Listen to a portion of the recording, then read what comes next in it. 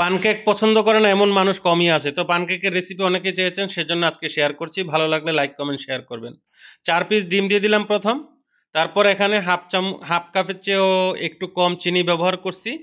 তারপর এখানে আমি বেকিং পাউডার দিয়ে দিচ্ছি। দেখেন টোটাল 3.5 চামচ দিয়েছি। এটা কিন্তু চামচটা ছোটো চামচ। তারপর এখানে আপনি ভালোভাবে মিক্স করে নিতে হবে, সুন্দরভাবে একটু মিক্স করার পর এখানে দেখেন বানানা পাউডার আছে, আপনি হাফ চামচ দিবেন, আর এটা যদি নাও থাকে সমস্যা নেই।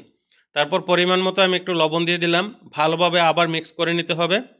মিক্স করার পর আপনি দেখেন এখানে আমার দুধ আছে টোটাল 1 লিটার। আমি এটাকে 2 ধাপে দুধটা ব্যবহার করব। এখানে কিন্তু মেজারমেন্ট করা আছে, ঠিক আছে? তো অবশ্যই আমার রেসিপিটা ভালো লাগলে লাইক কমেন্ট শেয়ার করবেন।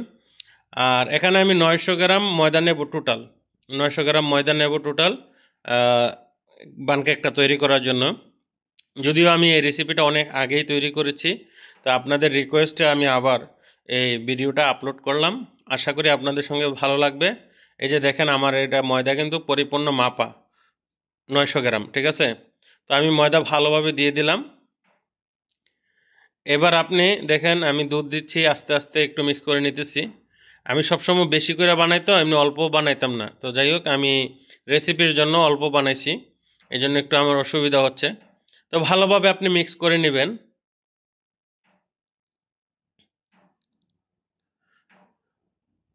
দেখবেন ডোটা কিন্তু অনেক সুন্দর হবে, ঠিক আছে? তো এখানে আপনি হালকা একটু তেল দিয়ে দিবেন, যদি অলিভ অয়েল হয় ভালো, না হলে রান্নার তেলই দিয়ে দিবেন, সমস্যা নেই।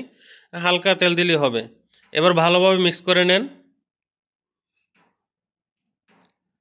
বানকেক কিন্তু বাচ্চারা সবচেয়ে বেশি পছন্দ করে, তারপর বড়রাও কিন্তু খেয়ে থাকে। বানকেক চাইলে চকলেট দিয়ে, মধু দিয়ে, বিভিন্ন ফ্রুটস সঙ্গে খাওয়ানো যায়। অনেক সুস্বাদু একটি জনপ্রিয় খাবার পানকেক। তো দেখেন ডোটা কিন্তু অনেক সুন্দর হবে, আর কীরকম হবে দেখতেই পারতেছেন। আপনি যদি মনে করেন একটু পাতলা হয়ে গেছে তাহলে একটু ময়দা অ্যাড করে দিবেন। যদি মনে করেন একটু ঘন হয়ে গেছে তাহলে একটু আপনি দুধ অ্যাড করে দিবেন। আপনি যদি দুধ না থাকে আপনি পানি দিয়েও কিন্তু এটা বানাইতে পারবেন, কোনো সমস্যা নেই। আমি পানি দিয়েও তৈরি করছি, স্বাদের কোনো ঘাটতি হবে না, ঠিক আছে? তো দেখেন দুধটা দিলে সুন্দর ফ্লেভার আসে আর কি। তো ভালোভাবে এভাবে মিক্স করে নিতে হবে। দেখেন এটা একটু কষ্টই হাতে মিক্স করাটা। তো দেখেন কত সুন্দর একটা ডোটা হয়েছে বানকেকের। তো এখন কিন্তু হয়ে গেল, এটাকে আমি 1 ঘন্টার জন্য কভার করে রেখে দেব। তো এবার আমি ঢেলে নিচ্ছি দেখেন।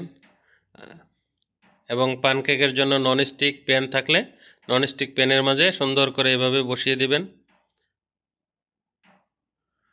আর পানকেকটা যে কত সুন্দর হবে এখন আপনি দেখতেই পারতেছেন। দেখেন আমি আপনাদেরকে দেখাচ্ছি, দেখেন কত সুন্দর উপরে দিয়ে দেখেন ফুলে ফুলে আসতেছে, কিন্তু এই যে ফোটা ফোটা, তার মানে কেকটা এক পাশ হয়ে গেছে। আপনি এখন উল্টাই দিবেন।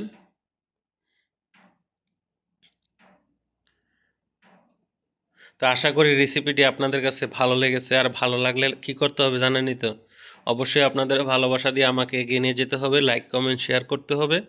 আর যে সম্পূর্ণ ভিডিওটি দেখেছেন অবশ্যই বলবেন যে ভাই আমি ভিডিওটি সম্পূর্ণ দেখেছি। ধন্যবাদ। আর যদি আপনার সময় না থাকে আমি বাধ্য করব না কমেন্ট করার জন্য। তারপর নিচে কিছু চকলেট দিয়ে দিলাম, চকলেট দেওয়ার পর উপরে কেকটা বসিয়ে দিলাম, তারপর উপরে আবার কিছু চকলেট দিয়ে দিচ্ছি, চাইলে আপনি মধুও ব্যবহার করতে পারেন। এখন উপরে কিছু আপনি বাদাম দিয়ে